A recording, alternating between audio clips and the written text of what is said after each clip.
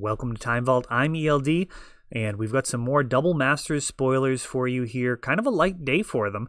There were some other announcements which may have overshadowed the spoilers here, including the new set boosters for Zendikar Rising. You can check out the video we just did on that. But starting things out, we've got one of the original aristocrats, Falconrath Aristocrat, a monster in Limited, and it was actually the core of a Innistrad standard deck, which spawned the name Aristocrats for really all of the decks that revolve around sacrificing your creatures in order to get some type of effect.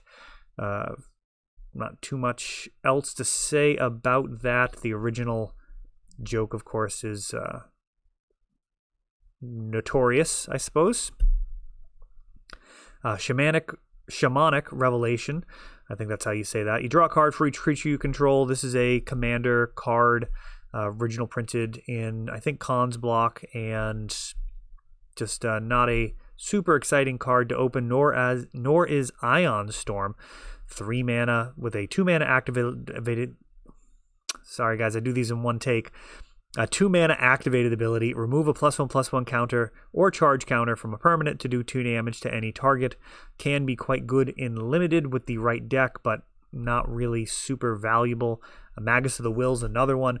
Now, great art in the sense that it's an homage to the original Ron Spencer art, which is some of the most iconic art in Magic history. You've got that Phyrexian mask, which I think works so well, and it's a cool card, but ultimately, you know, Yawgmoth's Will is a busted card built for speed, whereas this Magus of the Will, it's a 3/3 for 3. I mean, it's probably kind of what they intended with the Yawgmoth's Will in the first place. They weren't thinking people were just going to dump a ton of dark rituals in there and just kill you on the spot. Figured it'd be more of a value thing, and this can certainly create a bunch of value depending on the circumstances. Skirkstag High Priest, I think it is, a 1/2 for 2 that can also create 5/5s, is a limited card to be feared, but again, not super exciting to open. I think they might have saved today for a bunch of bulk rares for the most part. Mazarek, another commander card, getting a reprint. Those Commander 2018 and 17 decks were 18? Was it 17 and 16? I'm not sure which one this comes from, but there's a couple of commander decks that are worth a ton, and they are going after a bunch of those reprints.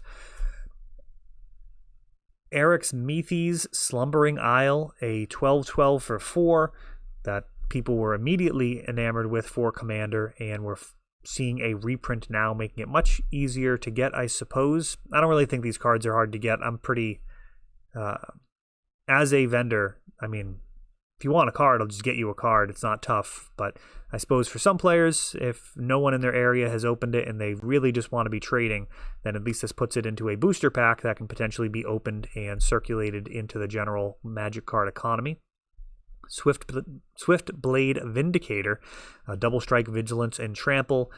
Good at holding equipment, and 2 mana for a 2-power creature is certainly playable if you're in those colors. Open the vaults.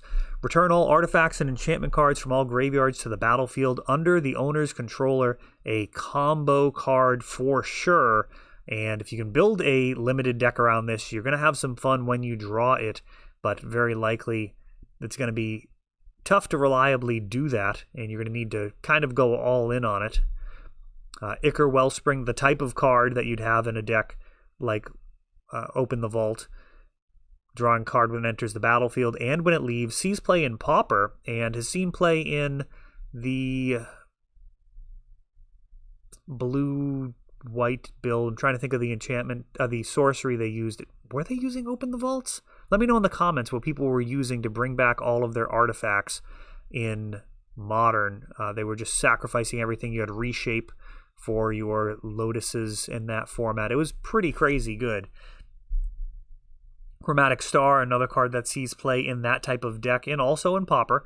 And this should really push down the value of this card. This was like a $10 card at one point. I've got some middle schoolers that will be thrilled to get this card super cheap as they're running the Chromatic Sphere I think it is. The one from Invasion, which is not nearly as good. That one you have to sacrifice for mana in order to get the card draw, whereas this one you get the card draw either way if it goes to the graveyard. You sack this to an ATOG, and you're still getting a card. Of course, if you need to fix your mana, you can, but usually this ends up being a 1-mana cantrip that you cash in later for extra damage.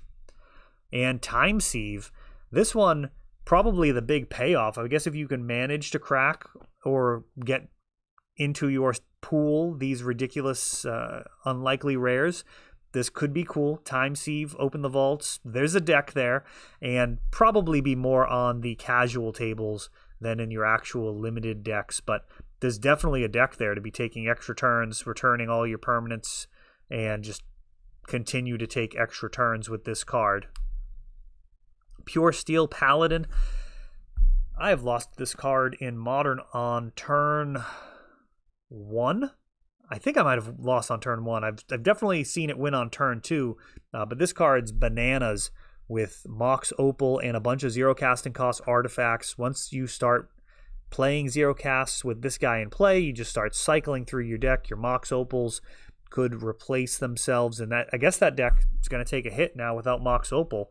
That really was an incredibly powerful deck that was very rarely played. We had a strong player in our area.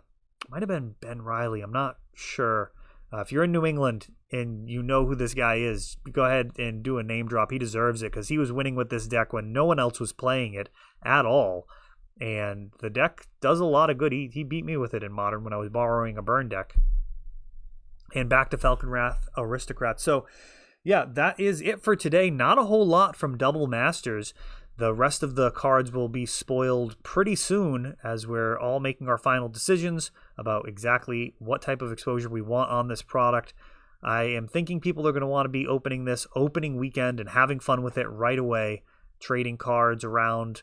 And if you do want to do that, you can pre-order on ELDstimevaultgames.com, link in the description, and we can get you some Double Masters. If you are a viewer from overseas, I'd love to do a box opening. Go ahead and order a box, and in the notes do in-store pickup and say that it's a international shipment, and we will do a box opening and get the singles to you. So that's it. Thanks for watching.